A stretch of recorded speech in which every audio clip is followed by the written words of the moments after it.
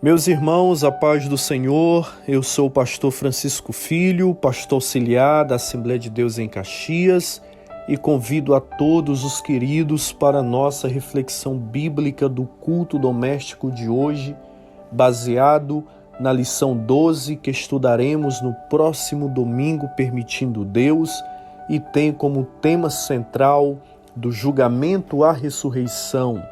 E para hoje, terça-feira, 17 de junho, a reflexão está baseada em João capítulo 16 e versículo 16 e tem como título: A ausência de Jesus traria um período de tristeza.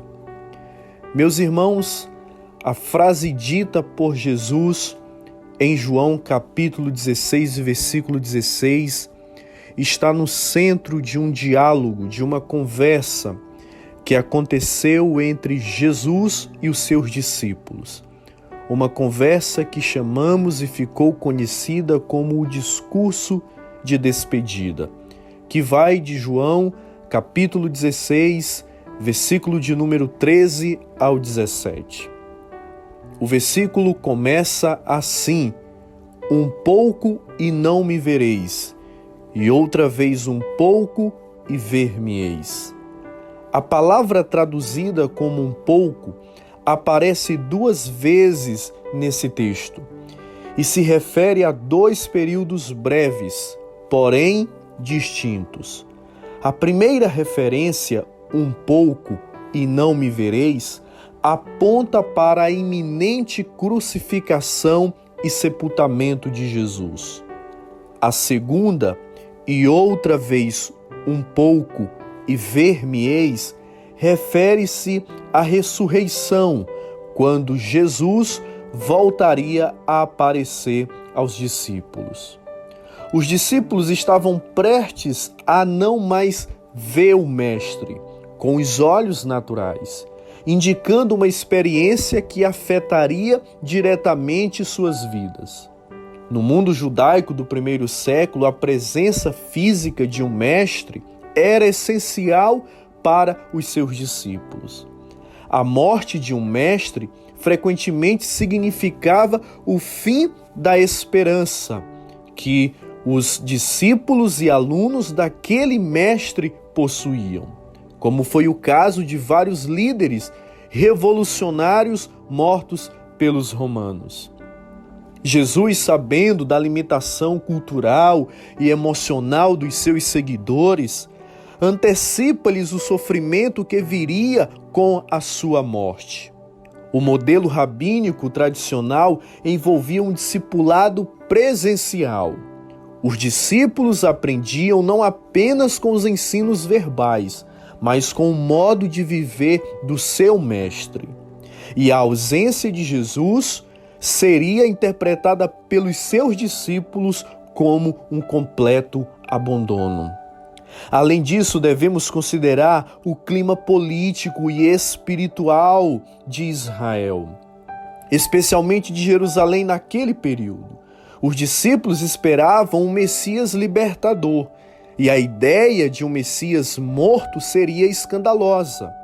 Eles não estavam preparados para a ausência física do Senhor Jesus Cristo. Por isso, quando Jesus anuncia que estaria ausente por um pouco, seus discípulos entram em confusão. Isso está dos versos 17 ao 18. Pois estavam presos a uma perspectiva imediatista e literal. A cultura judaica não previa um Messias que morresse e ressuscitasse. Isso era um escândalo para os judeus e loucura para os gregos.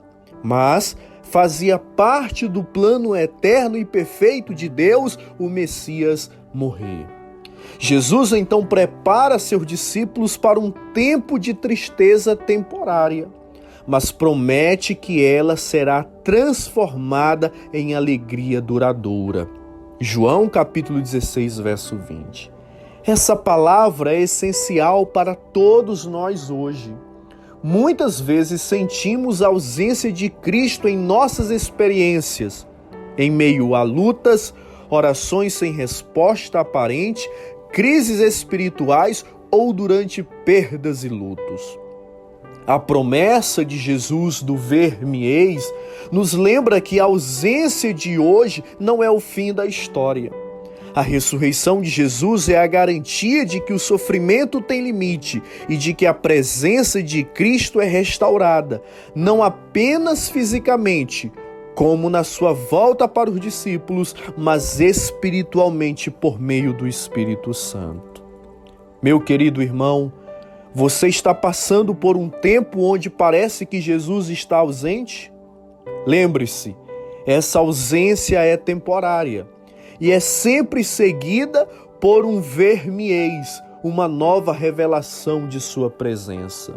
Deus pode usar momentos de dor e silêncio para preparar você para uma alegria mais profunda e uma fé mais firme. Como os discípulos, podemos não entender no momento, mas depois veremos como Deus estava agindo mesmo quando não o víamos. Que Deus abençoe a sua vida, que Deus abençoe a sua família. No nome de Jesus, amém.